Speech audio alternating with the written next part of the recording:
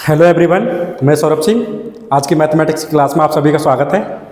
हमारा टॉपिक चल रहा है नॉर्मल ग्राफ के हम आसन्नता आव्यूह और आपतन आव्यूह देख रहे थे।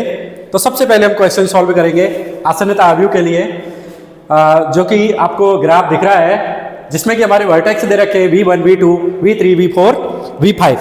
आपके पास 5 वर्टेक्स दे रखे हैं, 5 वर्टेक्स हैं और उनके लिए आपके पास कोर दे रखी है E1, E2, E3, E4,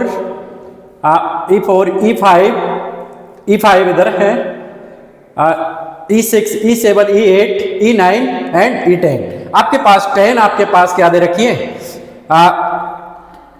core दे रखी है, एजेस दे रखी हैं। तो सबसे पहले हम आसन्नता आव्यूह की बात करेंगे। वैसे तो साइड में आपतन आव्यूह के बारे में भी थोड़ा सा हमने डिस्कस कर रखा है। तो सबसे पहले हम आसन्नता आव्यूह में आपको बताना चाहता हूं, जो आसन्नता आव्यूह का जो आपका ग्राफ बनेगा, नॉर्मल ग्राफ की बात करें हम, दिष्ट ग्राफ की बात नहीं करें, डायरेक्टेड ग्राफ की बात नहीं कर रहे हम।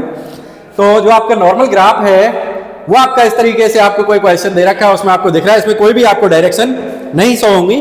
तो देखो, सबसे पहले जो आसन्नता आव्यूह है, आसन्नता आव्यूह में जो आपके पास रिजल्ट आएगा वो वर्टेक्स से वर्टेक्स के बीच में आएगा, यानी कि वर्टेक्स से वर्टेक्स के बीच में कितनी कोरें हैं उससे रिलेटेड चीजें हम सीखते हैं। तो सबसे पहले आपने ऊपर जो आपने वर्टेक्स लिख दिया और नीचे भी आपने वो साइड में भी आपने वर्टेक्स लिख दिया। अब हम देखेंगे, सबसे पहले किसी एक वर्टेक्स को फिक्स कर लेते हैं और उनका सबके बीच में देखते हैं कि कितनी कोरें इनके बीच में हैं। तो देखो, सबसे पहले V1 से V1 के पास गए, तो V1 से V1 कोई भी लूप अगर बन रहा होता तो हम उसकी वैल्यू लिखते, लेकिन V1 से V1 हमारी कोई भी कोर नहीं जा रही, कोई भी लूप नहीं है, क्योंकि कोर तो जाती नहीं है। जो अगर V1 से V1 के बीच में कोई अगर जाता है तो वो लूप होता है। तो ठीक है ना।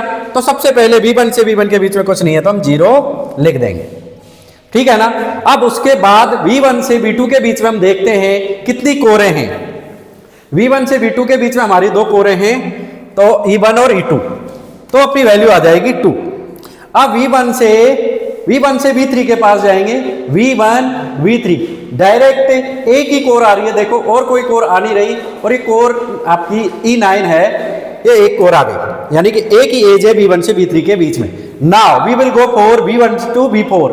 V1 से V4 के बीच में कोई भी आपके पास डायरेक्ट कोर नहीं है, इसलिए आपकी ये वाली वैल्यू क्या हो जाएगी, 0 हो जाएगी।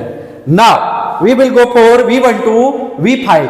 ये रहा V1 से V5, हमारा एक ही आपके पास क्या कोर आ रही है, तो ये आपका हो जाएगा, नहीं V1 से V4 देखा था हमने, V1 से V4 अपने पास थोड़ा सा मिस्टेक हो गई, E7 कोर जा रही है, इसलिए ये हटेगा यहां से। एक कोर है इसके बीच में, V1 से V4 के बीच में, तो ये अपनी आ जाएगी 1, 0 नहीं होगा, 1 इसका वैल्यू होगी।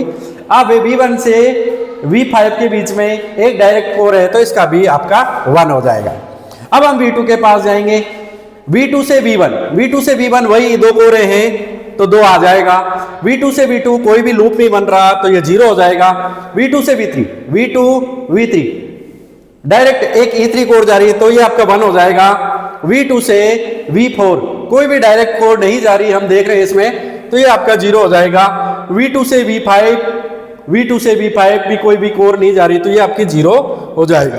अब V3 देखो, V3 से V1 अपने पास एक कोर है, तो ये 1 लिख दिया। V3 से V2 डायरेक्ट एक ही कोर है, तो हमने 1 लिख दिया। V3 से V3 कोई भी लूप नहीं बन रहा, तो 0।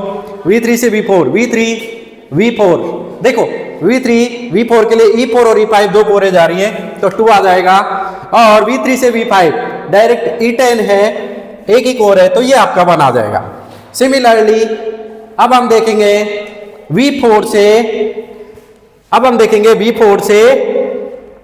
और V1 के बीच में, ये आपका V4 है और ये आपका V1 है, तो वही E7 एक ही कोर है, 1। और V4 से V2 ये आपका V2 है, कोई भी डायरेक्ट कोर नहीं है, 0 आएगा। V4 से V3 E4 और E5 2 कोरें हैं, तो 0 वो 2 इसकी वैल्यू आएगी। और V4 से V4 कोई भी इस पर लूप नहीं है, 0। V4 से V5 ये रहा V4, ये रहा V5, 1। Okay, now V5 to V1, तो देखो V5 से V1 आपके पास एक ही है, V5 से V2 कोई डायरेक्ट कोर है ही नहीं, जीरो। V5 से V3, V5 ये रहा, V3 ये रहा, एक ही है। V5 से ये रहा V5 से V4 एक ही है, और V5 से V5 जीरो। यह आपका 5 वर्टेक्स के लिए हमारे पास आसन्न आव्यूह का रिजल्ट है।